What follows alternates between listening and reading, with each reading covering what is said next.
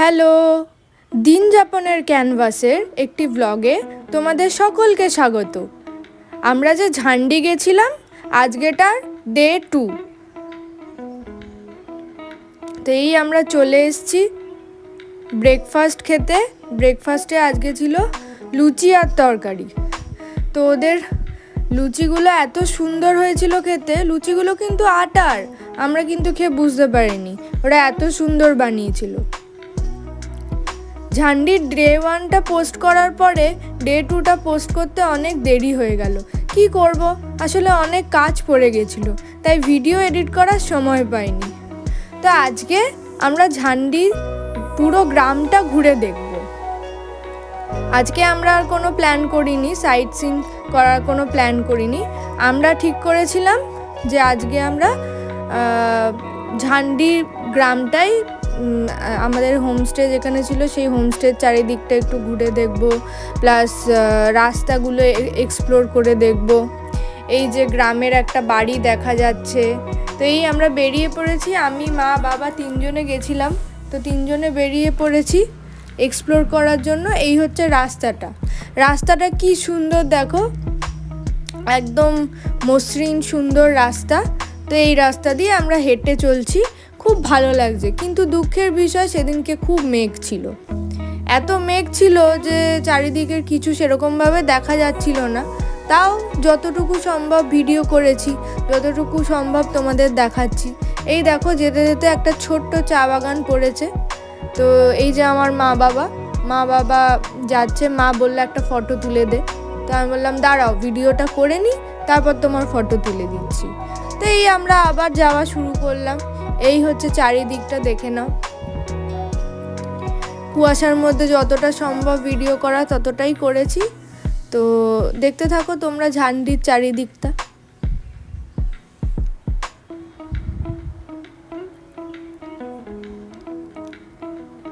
এই যে তোমরা দেখতেই পাচ্ছ, আমি একটা খুব রঙিন সোয়েটার পরে যাচ্ছি। এটা আমি নিয়েছি ছন্দা পান্ডের থেকে, এত সুন্দর বানিয়ে দিয়েছে। আমি কালারগুলো বলে দিয়েছিলাম, তো সেই কালার দিয়ে এই সোয়েটারটা বানিয়ে দিয়েছে। তো মাকে বললাম যে এত সুন্দর একটা সোয়েটার পরেছি, আমাকেও একটু রেকর্ড করে দাও। তাই মা একটু রেকর্ড করে দিল আর কি। তো এই আমরা চলে যাচ্ছি রাস্তা দিয়ে হেঁটে হেঁটে। এই হচ্ছে চারিদিকটা। যেতে যেতে আমরা অনেক রকমের গাছ দেখলাম, হ্যাঁ পাহাড় দেখলাম। এই যে দেখো মেঘ উড়ে যাচ্ছে, সেটাও স্পষ্ট দেখা যাচ্ছে। মেঘগুলো যে সামনে দিয়ে উড়ে যাচ্ছে, এটা দেখতে যে কি ভালো লাগছিল কি বলবো। তো এইভাবেই আর কি ঝান্ডি জায়গাটাকে এক্সপ্লোর করে দেখছিলাম। আমরা প্রায় অনেকটা রাস্তা চলে এসেছি। ঝান্ডি যে গ্রামটাতে আমরা আছি সেখান থেকে আরও 5-6 কিলোমিটার দূরে আমরা হেঁটে হেঁটে চলে এসেছি। এই একটা খাঁচা, এর মধ্যে ওদের বাড়ির কুকুরটা থাকে। তো আমরা কাছাকাছি গিয়ে দেখতে পেলাম না, হয়তো বেরিয়েছে। তো এই দেখো কি সুন্দর গাছে ফুল হয়ে রয়েছে চারিদিকে। এত সুন্দর জায়গাটা, শুধু চুপচাপ একদম, রাস্তাটা একদম চুপচাপ, কোনো লোক নেই, কোনো গাড়ি নেই। হ্যাঁ মাঝে মাঝে 2-1টা গাড়ি যাচ্ছিল, কিন্তু খুব শান্ত একটা পরিবেশ। তো এই হচ্ছে একটা সিঁড়ি ছিল যেটা দিয়ে বাবা উঠে গেল। বাবা বলল যে আমি উঠে দেখব। তারপরে বাবার পেছন পেছন আমিও উঠলাম। ওই যে দূরে বাবাকে দেখা যাচ্ছে, বাবা আরও বেশি উঠে গেছে, আমি একটু নিচে আছি। ওই সিঁড়িটা দিয়েই উঠেছি। উঠে এই যে মেঘগুলো চলে যাচ্ছে, এটা স্পষ্ট দেখা যাচ্ছে। মাও উঠেছে, মা পিছনে আছে।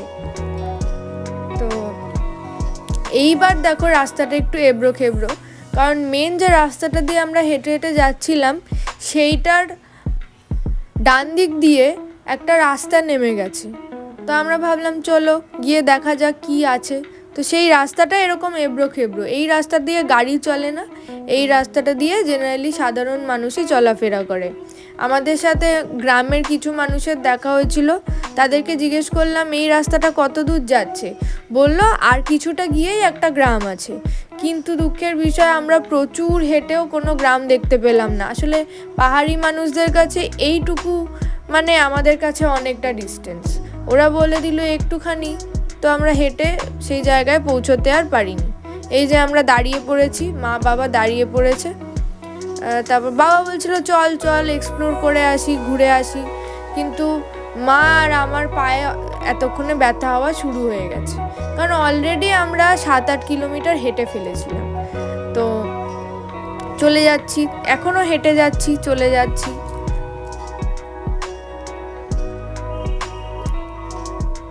তো এইবার আমরা উঠে আসছি উপরের দিকে।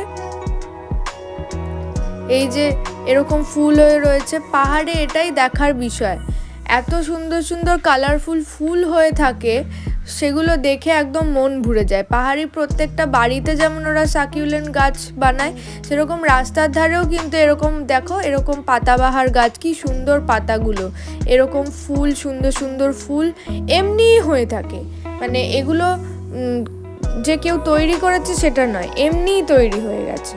তো এই এবার আমরা হোমস্টেতে ফিরে এসেছি। হোমস্টেতে ফিরে এসে এবার আমরা লাঞ্চ করব। এখনও দেখো প্রচণ্ড মেঘ কিন্তু কোনোভাবে একটুও সরেনি। তো কিছু করার আর নেই, আমরা চলে এসেছি খেতে। এই যে আমার মা সেদিনকে ছিল হচ্ছে দুপুরবেলা ছিল হচ্ছে রুটি। তো রুটিগুলো কিন্তু আটা দিয়ে বানানো, কিন্তু আমরা ভেবেছিলাম ময়দা দিয়ে বানানো, কারণ ওরা এত সুন্দর কি করে বানায় আমরা বুঝলাম না। তো ডিমের কারি ছিল, সব ছিল। তো এই সন্ধ্যের খাবার আমাদের দিয়ে দিয়েছে, মোমো দিয়ে দিয়েছে। তো মোমোটা ভেজ মোমো, কিন্তু এত ভালো খেতে ছিল কি বলবো, ভালো খেতে। तीखा है, बहुत तीखा, बहुत स्वादिष्ट। वेज मोमो लेकिन चिकन मोमो से अच्छा है। হিন্দিতে বলছো কেন হঠাৎ করে? अच्छा लगा इसीलिए बांग्ला से हम हिंदी हो गया।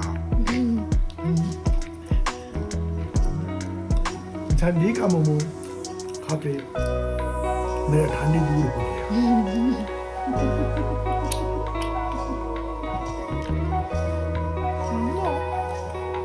Very much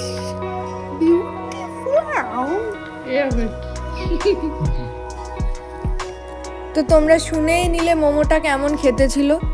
বাবা মার মুখে অত্যন্ত ভালো হয়েছিল। এবার আমাদের রাতের খাওয়ার টাইম হয়ে গেছে, তো আবার আমরা খাওয়ার জায়গায় চলে যাচ্ছি।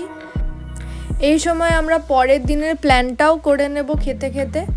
আমাদের হোমস্টের যে কর্ণধার ছিল মনোজ ভাই, তার কাছ থেকে আমরা কালকের ট্যুর প্ল্যানটাও জেনে নেব। তো এই সে আমাদের ভাত দিয়ে দিচ্ছে, রাত্রিরে হচ্ছে ভাত আর চিকেন ছিল। তো এই আমরা খেয়ে নিচ্ছি, খেতে খুবই ভালো হয় ওদের রান্না। তো আজকের ভিডিওটা এখানেই শেষ করছি, পরের ভিডিওটা নিয়ে তাড়াতাড়ি আসছি, ততক্ষণ টাটা, ভালো থেকো।